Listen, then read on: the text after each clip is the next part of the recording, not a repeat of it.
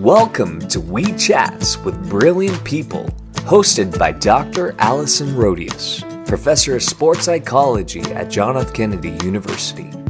In each episode, Allison talks to highly successful people in music, sport, and the boardroom. She digs into the mental training techniques that they use to ride out the waves that challenge them in work and in life. So enjoy these We Chats with Brilliant People.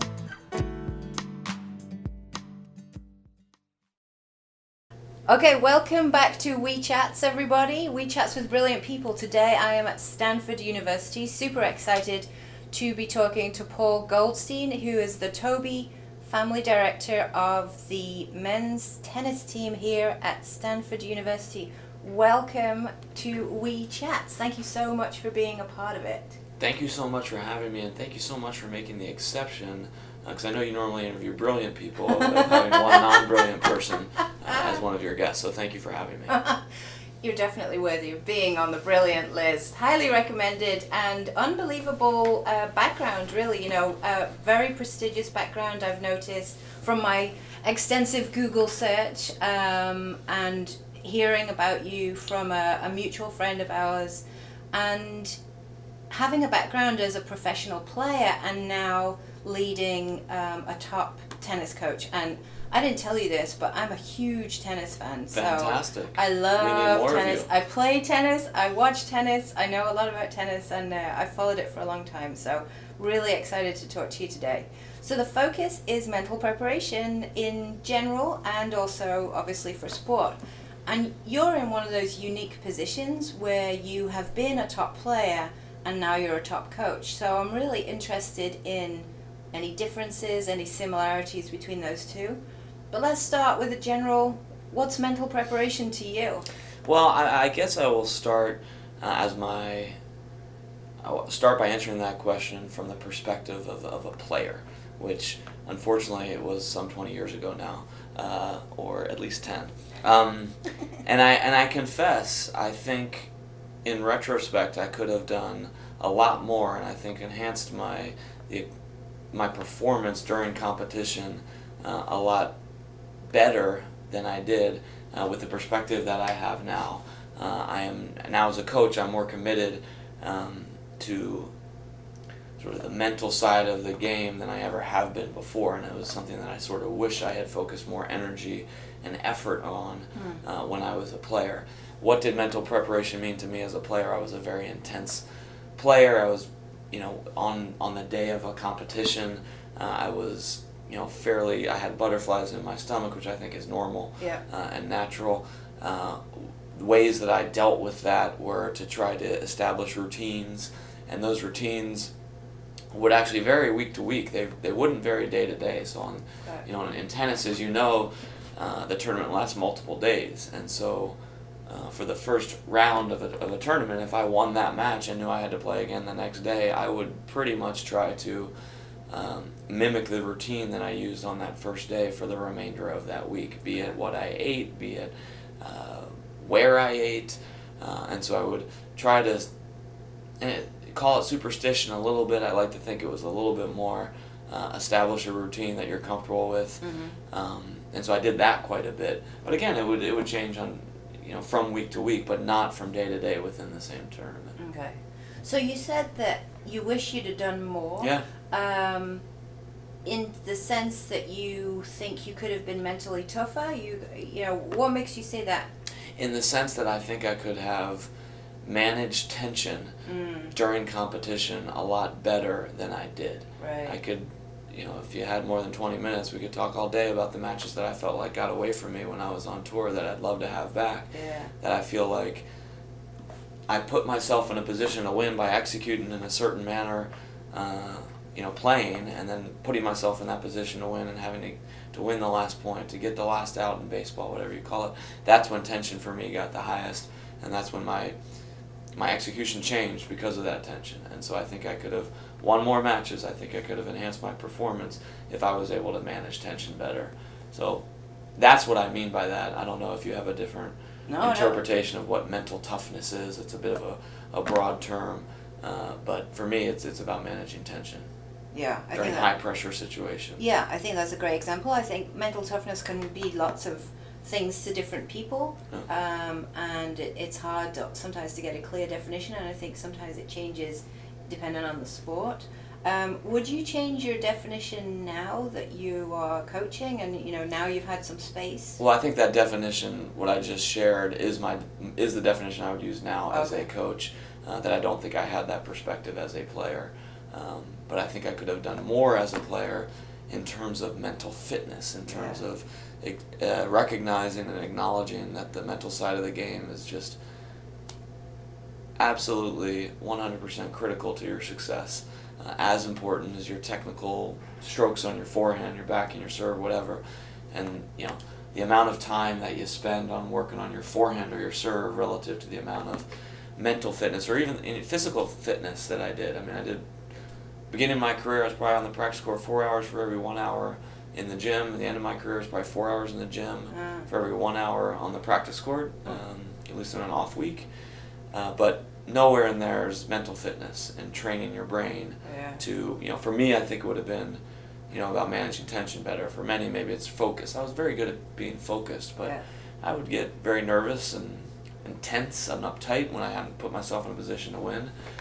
And I think now that I could, that there are ways that you can improve that, that I just didn't recognize or acknowledge 10, 15, and 20 years ago.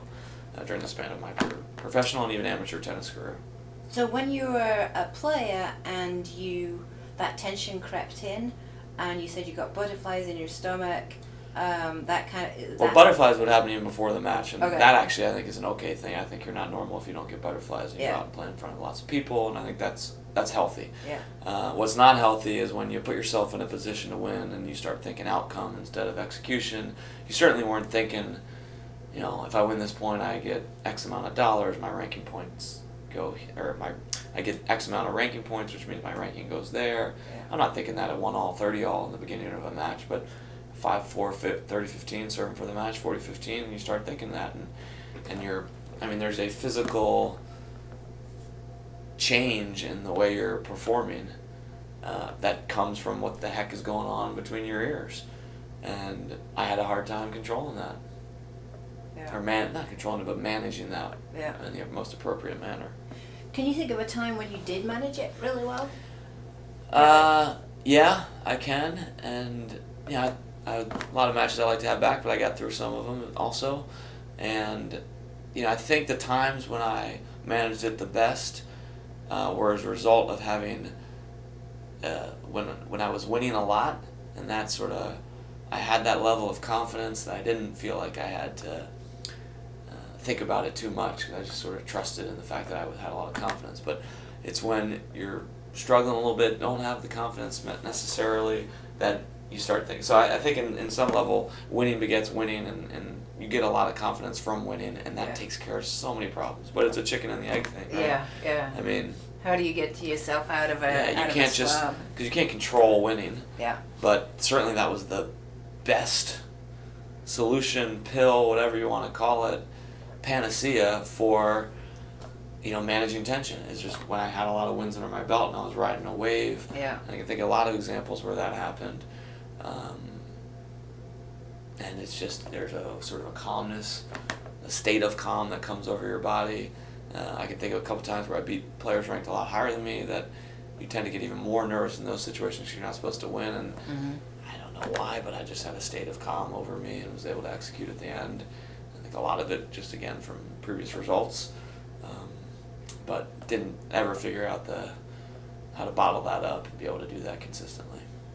I mean, you obviously figured it out to a point because, getting to the level that you did, you must have, it didn't happen by chance necessarily. Could have been better. Everyone could say that could have been better.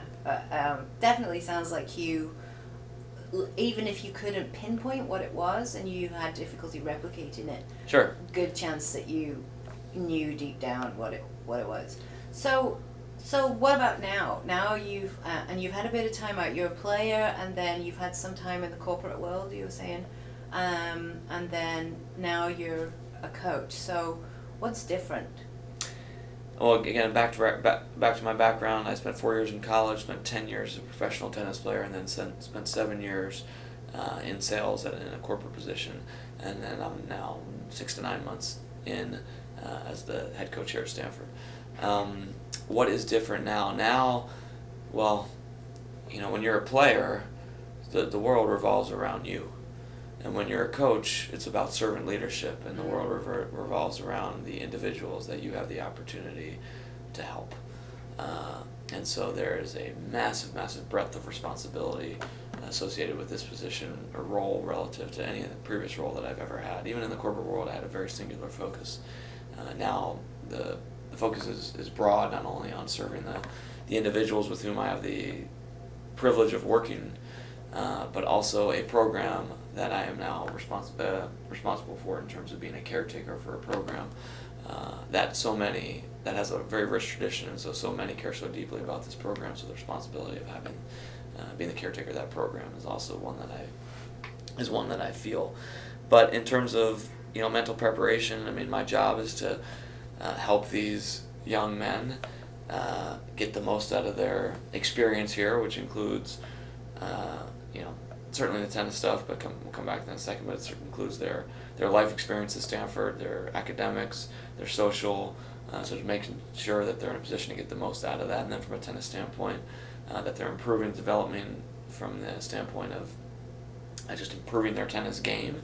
And so much of that, particularly in college tennis, in which you have an individual sport wrapped up in a team competition, it's like no other. It's a little bit, it's the closest thing would be Davis Cup or Fed Cup on the professional tennis tour, but most professional tournaments you're playing for yourself, and here you're playing for your team, your brothers, your school, and yourself, family. I mean, there's just so much more. So the pressure here, the intensity in a really good college tennis match is greater than anything in tennis. It's amazing. It's what's so right about college tennis. But helping guys manage that tension and prepare themselves mentally for that, is my focus now, and it's very broad because I got 12 guys I'm working with. The world doesn't revolve around me; it revolves around all 12 of those guys, and they're, you can be fair to everybody, and I mean the goal is to be fair to everybody, but doesn't mean you treat them all the same. Because everybody's different, and there's a different approach with each one of them. Yeah. But I think I have a much greater appreciation of the importance of sort of mental fitness and managing tension now than I ever did as a player. And so what's different now is helping my guys acknowledge that, getting them comfortable, having an open dialogue about managing tension and mental toughness. When you say that, I don't have a clear definition in my head what that means. So I hesitate to use that term. Certainly guys who want to fight for every point, not give an inch, play the way you want to play when the competition is fierce, when the pressure is highest. Yeah. We talk a lot about in the Navy SEALs. I was saying that the reason they train so hard is that so they can fall back on their training when the pressure is highest, not so they have to step up when the pressure is highest. Yeah. Right, and so that's something that we talk about, and just trying to execute that is a lot easier said than done. So if tension is a key element for you, or it was certainly when you were playing, it sounds like it's a key part of the mental side of it for you, then what specifics do you have in place? We talk about process over outcome, focusing on the things that which you can control. Yeah. So when you are serving for the match, for example, and the pressure is the highest, we talk a lot about focusing on your breathing, focusing on things that you can control, which includes your breathing, which includes like feeling your feet on the ground, just things that you can control, as opposed to where are you going with this first ball. You can control where you go with the very first ball, right, with your serve. Yeah. That's one thing you can control. It doesn't rely on where you're not responding to a ball that's coming to you. You have control of the serve. So think in your head, this is where I'm going with the first ball. Take that decision out of your head, and then sort of rely on your instincts from there. So we try to just focus on things that we can control in those situations. That's great. That's a key element of mental toughness, or whatever you want, whatever term you want to use. Agreed. Great. That's what we should be focusing on. Again, it's a lot harder to do than say. For sure. Yeah, that's for sure. Well, we'll definitely be in business in sports psychology for a while, I think, because we're a long way off being nobody's perfect. So that's the beauty of sport. Yeah. Nobody would watch if it was perfect. Or scripted. Yeah. It'd be terrible, wouldn't it? Yeah. If it was completely predictable, you're like, oh, why am I showing up to watch this? Yeah, exactly. Any advice as we wrap up for somebody wanting to be a coach? Somebody wanting to be a coach, I had 7 years in a corporate role and worked with wonderful people, incredibly bright people who challenged me every day, and loved that experience. Was always passionate about tennis, and so it was just sort of, I wasn't looking for work, but was waiting for the right opportunity to get back into tennis, and this was the perfect fit for me and my family. It's something I'm passionate about. I think what struck me over the first 9 months is how sort of deeply you care for the individuals that you have the opportunity to work with, particularly in a college situation where in my case, young men, but young men and young women are leaving home and transitioning away from home for the first time, and being an adult figure in their lives is an awesome responsibility, and one you sort of have to accept and realize and acknowledge.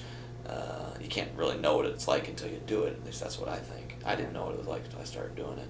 But it's been awesome. It's been incredibly rewarding, incredibly fulfilling, at the same time utterly consuming. So just sort of be prepared for that as well, how much you care about the people that you're trying to help. Yeah. You can't manufacture that, I don't think. At the end and of the day, showing you can. I don't think you'd be motivated by that, then you shouldn't get into it. Yeah. I always say that to the students as well. At the end of the day, your clients want to know that you care. Yeah. If nothing else. If you care, then you'll go the extra mile for them. So that makes a big difference. I told the guys at the beginning of the year, like my job is to serve you guys the best way I know how. Yeah. And help you. If I'm not helping you guys get better, I'm not doing my job. So that is my job. And I think if you can't have, I think that's the appropriate perspective. I mean, call it servant leadership. I think the appropriate perspective for a coach, and if that's not something that resonates with you, then it might not be a good fit. But if it is, then it's one of the greatest roles you can be in. I told the guys, and it's my coach is my. They asked me at the beginning of the year whether what they wanted me to be called, what I wanted to be called, and I said, you guys can call me whatever you want. I've been called a lot of things, and I'll respond to them all, including some things that I probably can't share on whatever we're on now. But I'll be honest, I love being called coach. This is the beginning of the year, I can't introduce myself as that yet, because the coach that I played for will always be coach to me. Right. It's just a little awkward, but I think it's my second favorite word in the dictionary. It's a sacred word, just behind daddy. But after that, I think it's just a really sacred word. So. Nice. I like that. Last question that I have been asking everybody who I've been doing these interviews with. If you knew you couldn't fail, what would you try to do tomorrow?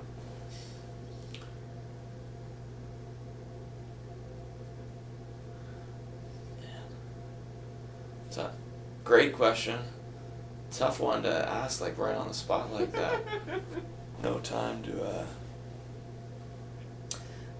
to prepare. What's your gut say? Well, I mean, I think I've found the thing that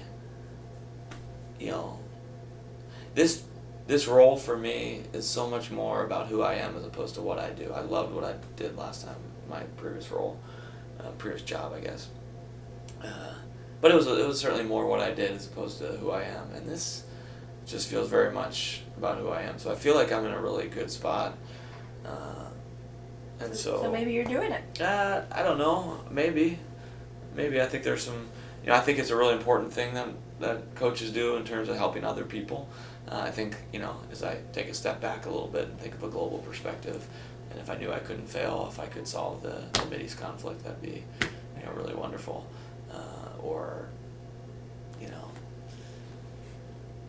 eradicate terrorism from the world, wonderful. Yeah, that'd be great. But I mean, it's sort of, I don't know. It feels like that's a little bit of a different boat than what we've been talking about. But Doesn't matter. Everybody's had very different answers. So, yeah. Well, those would be the more important things. Yeah. If I knew I couldn't fail, we'd go solve that one. That seems like a tricky one to solve, though. Yeah. But I don't know. I do feel like I'm in a really good spot, and I just want to help these guys be develop as best they can, as be as successful in this role as I possibly can. Well, thank you very much for being on We Chats with Brilliant People. I really respect the amount of time that you've given me today. I think I've obviously got a big job ahead of you, and I wish you all the best, and go Stanford. Thank you. Go Cardinal. We tune in next time for We Chats with Brilliant People and see who we are talking to. Thanks a lot. Bye for now.